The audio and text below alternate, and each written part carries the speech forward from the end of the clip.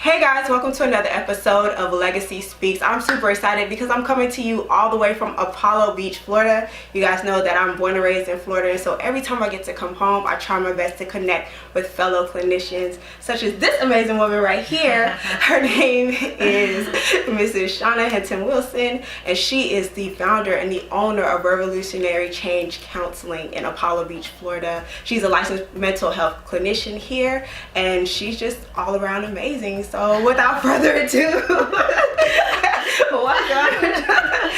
Thank you. Well, first I have to say you're really amazing. This is such a needed and necessary platform.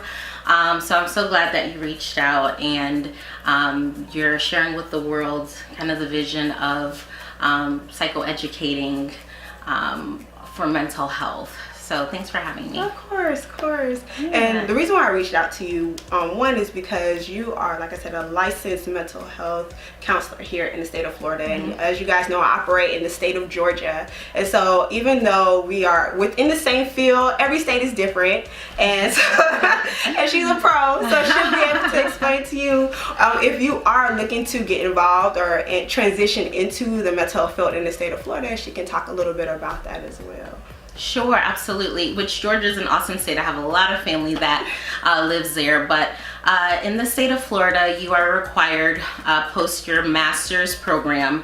So if you decide to go for a master's in arts or a master's in science, the state then requires for you to do 750 hours of supervision work. And so you would have a qualified supervisor consult with you, process client cases that you have that may be difficult, and they give you extra guidance.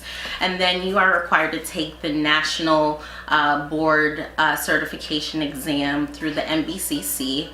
And so with your degree, your supervision hours, and your test, then you can apply for your license in the state. And we talked a little bit about that last week in our, I guess, checklist on the things that you need to do as an LPC or LAPC. I just want to talk to you as well about your niche as a faith-based counselor. Sure. And how did you get into that, and what made you choose that path as a clinician? Sure, absolutely. So I previously, before getting into the field of mental health counseling, I actually was a part of a ministry, and I was licensed and ordained as a youth minister at a young age. I served in that ministry for a little over 9 years and was licensed and ordained for about half of that time. And I knew that serving in the ministry, it was super important, but I knew that God was calling me to do more and to reach more people. And so that kind of coincided with me doing my undergrad in psychology. Then I went into the field of social work for a little bit, loved social work, but really liked the counseling aspect. And then I went ahead and got my master's. And so part of the passion that I have as a clinician is helping people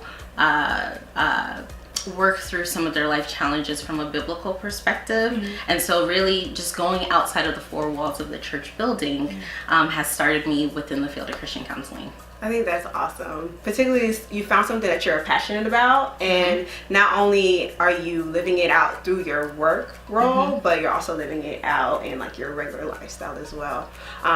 And for me, with me living in Georgia, we're in the Bible Belt. And so like oftentimes I'm always coming across a lot of clients who have no problem with incorporating their faith and their Christianity within the session. But obviously with us operating under ACA ethics and guidelines and whatnot, we always wait for the client to introduce or talk about Jesus or God within the room. And you have clients who are literally flocking to you specifically for that. Sure. How is that process, especially as an owner of your own private practice? Sure, absolutely.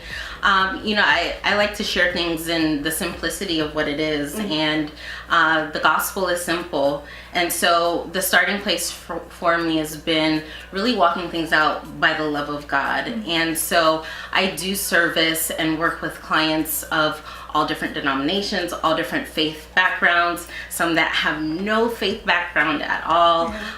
But God's love is simple, and he can reach people no matter where they are. Right. And I love that. The fact, like I said, just the fact that you're able to take your ministry life and incorporate it into the workspace without any restrictions, so to speak. And how do you work with individuals who are mad at God, who are still trying to reconcile with their spirituality, and still, when they come from a foundation of Christianity or whatever denomination that they're a part of? Right. Yeah, there are some people that in their faith walk, they are mad at God, or they get disconnected from God. And I think your spirituality and your faith with God is an individual thing. And so really allowing the client to kind of lead their process, and meeting them where they're at. You know, so many people go through so many different life experiences, and they have different things that have happened to them up until the point that, you know, brought them where they are today, and just helping them to see kind of the bigger picture, that God is still with you in your journey of every step of the way. What about individuals who feel that psychosis or mania or bipolar disorder or schizophrenia is more of like a demon and whatnot, and they try to just stigmatize mental illness overall? Like, how do you kind of incorporate church within the mental health field? Sure, absolutely. Well, and kind of just going back to the simplicity of the gospel of it is that, you know, everything that it is that we need comes from the word of God. And so, you know, a lot of times spiritually there may be battles that people are facing, and some Christians believe that, you know what, this is demonic, or this is something that you can just pray over me and cast out and it'll go away.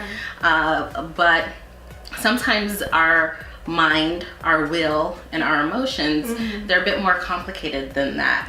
And being able to just identify and know kind of the root and the history of you know, what your perpetual struggles are, is what I think the therapeutic process is all about. And so I like to incorporate both. I don't thump the Bible on people's heads. I don't want anyone to do that to me either. And so I think it's important that you're aware of what the word says, and really the scripture has the answers for everything that we need, but I think it's a matter of how you approach it with someone. How do you differentiate between being known as the Christian counselor in comparison to people who seek, I guess, spiritual counseling from clergy or within the church and whatnot? Because a lot of people assume that one is the same. I had did a speaking engagement in Fort Lauderdale called Silence is Overrated, and there were like several pastors there that were saying that, you know, like, I know I can give you advice based upon the word, but there are just some things that I can't talk to you about, and I'm okay to be truthful and honest about that, and I will refer you to the correct professional. And I love pastors who go about that role, but you know, there are a lot of people who are very traditional who would rather hear it from their pastor than hear it from somebody that they consider to be a clinician or whatnot. Sure. And I think it's so awesome that pastor did that. I'm starting to see more and more of churches recognize the need for professional help. And so, you know, there's a place where, you know, as you walk through your journey, and as you just begin to identify some things, your pastor does serve an important role, right? They're supposed to shepherd you, flock you. They're the head of the flock. They're supposed to guide you in spiritual things. But there are other emotional components. Your mind health is important. And I like to kind of get away from the mental health term, because I think a lot of times mental health has a stigma with it. And so your mind health is important. And so the Lord is concerned with every aspect about your entire being. Right. And so the difference between a pastoral counselor and, like a licensed practicing counselor or LMHC is that, of course, we go to school and we have the additional training in various areas that maybe a pastor doesn't have. Right. And I'm seeing more and more pastors actually reach out and say, hey, look, I have members of my congregation that our pastoral care ministry only goes so far, and we know that they need a bit more in terms of the clinical component and helping them with certain interventions to give them total mind, body, and spiritual health. Right. So they all go hand in hand. Yeah.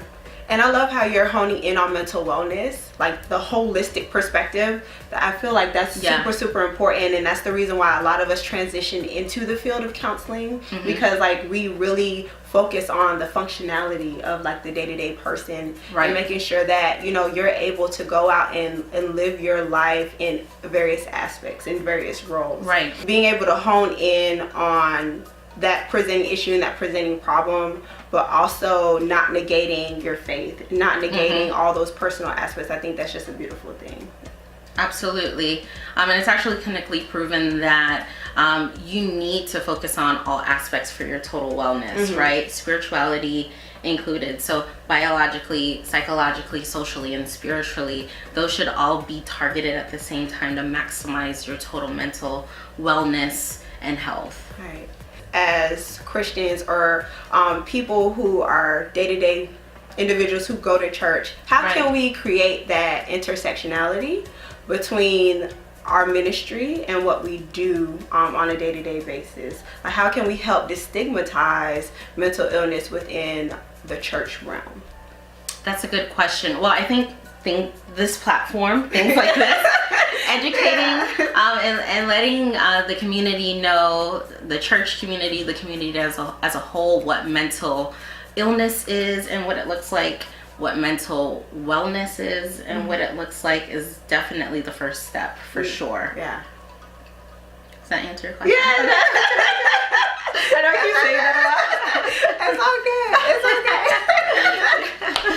It is all good. Yeah, but your faith does play a role in that, and ultimately at the end of the day, we're human, right? I think sometimes there's this ideal that within the church we have to present who we are a certain way and have it all together all the time, but sometimes it's okay to not be okay, and sometimes you can't get through those significant life hurdles alone, and you need someone to help you talk through and process so that you can go get to that place that you want to be on your own journey of healing, for sure.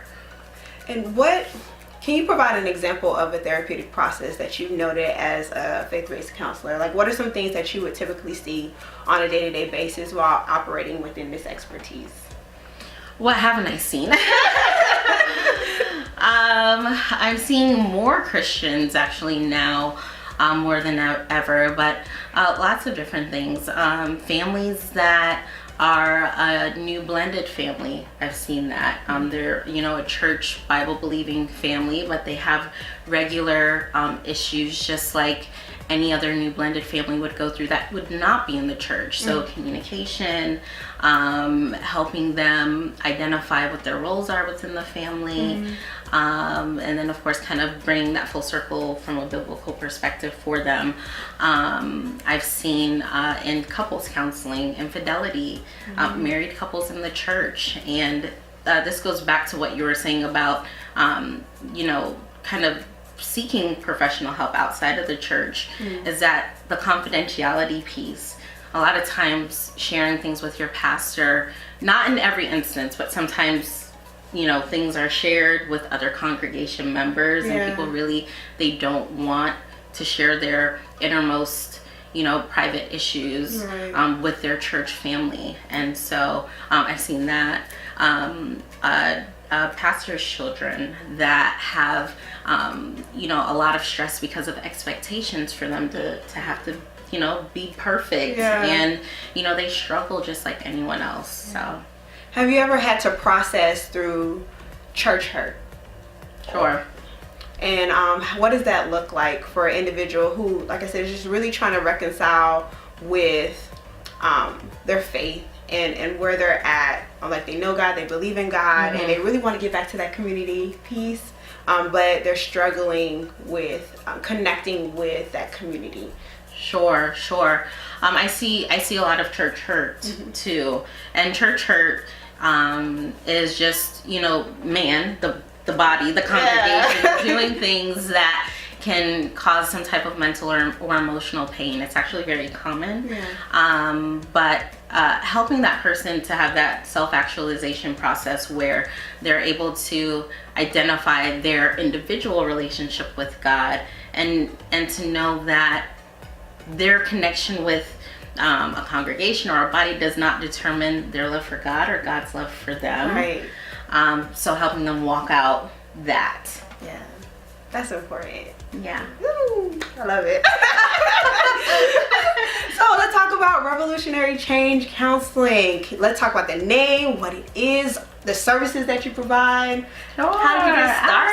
Absolutely, sure. Yes. So we're sitting on the therapy sofa right now, but this is Revolutionary Change Counseling. We were founded in May of 2016.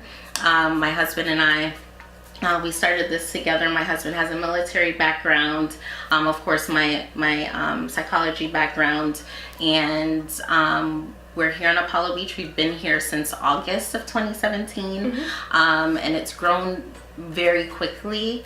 It just started off with me. I had a few clients that I was seeing with another group that I used to work with, and then overnight, literally very quickly, not knowing kind of this area and how great the need was, went from like having 15 clients to having like 80 clients. And I was like, oh my goodness.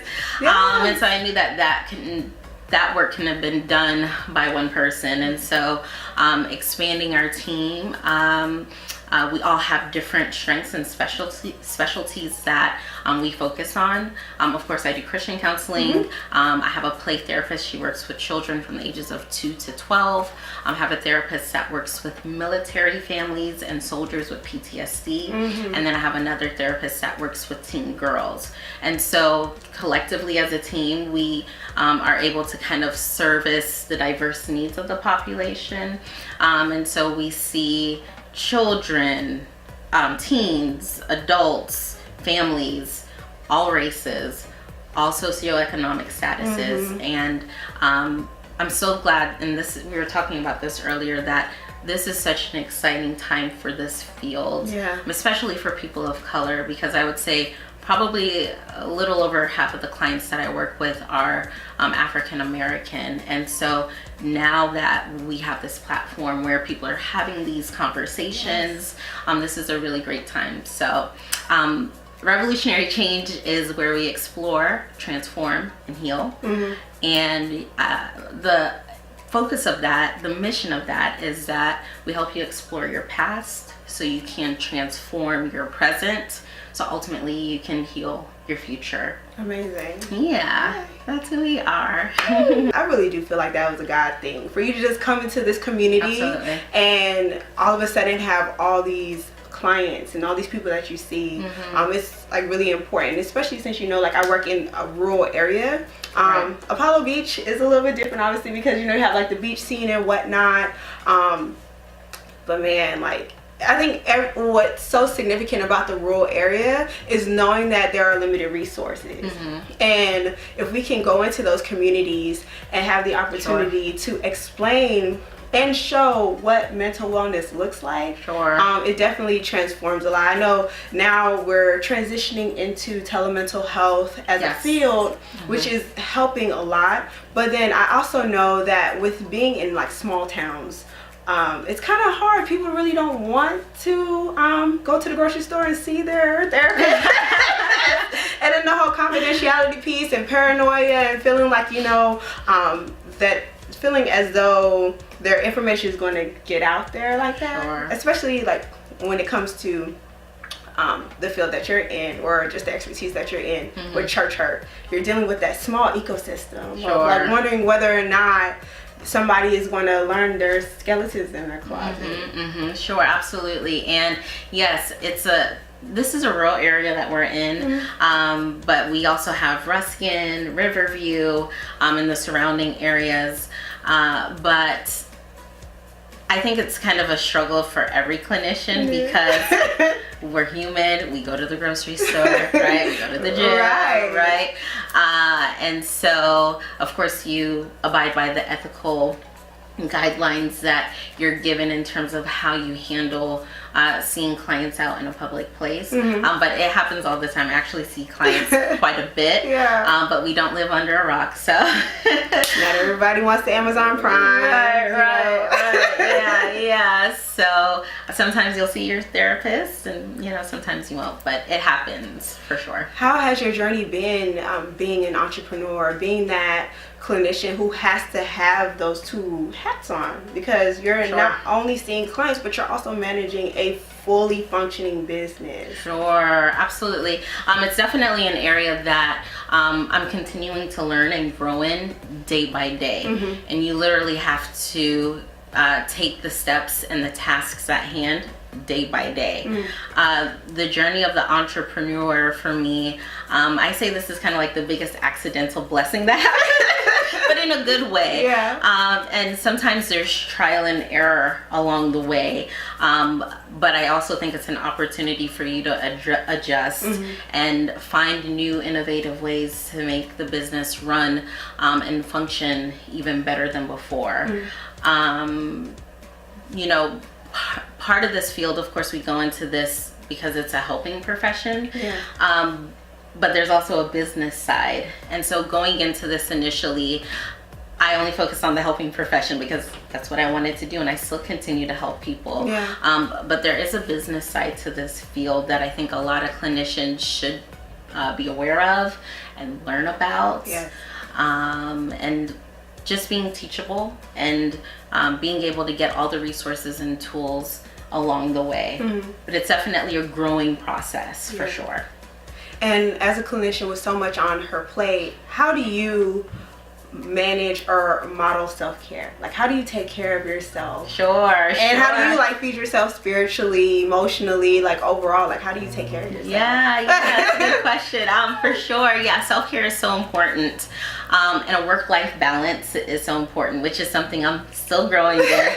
But of course, outside of here, I am a mother to my 3-year-old son. I'm a wife. We really try to take time together as a family, be it if it's devotional time together, we'll just take a long weekend getaway together as a family. And then for my personal self-care, I love going to the gym if I'm able to. I love cycling classes, the Zumba. All of those things are really beneficial and helpful for me. And sometimes just taking a mental health day. As a mental health professional, you need a mental health day. And so if it's just setting some time aside, even if it's a few hours out of a day where you're not doing anything work related at all, but really taking time to rest, doing something mindless, going for a walk, journaling. So that's my self-care. Coping skills. All right, so where can people find you? How can they get in contact with you? Sure, absolutely. So we are located in Apollo Beach. We have an office online on-call cell line. You can call at any time of the day. Our number is 813-331-7673, or you can learn more about us at revolutionarychange.org. Awesome, and I'll definitely include all the links to her information as well as Revolutionary Change's information as well. That way, if you are in the Tampa area or the Apollo Beach area, definitely hit her up. She has a wealth of knowledge, and obviously she's amazing. Her business has grown exponentially. So definitely stay connected via Legacy SBKS on everything. Be sure to like, comment, subscribe, and share. And I will see you next time for another counselor chat. Yay!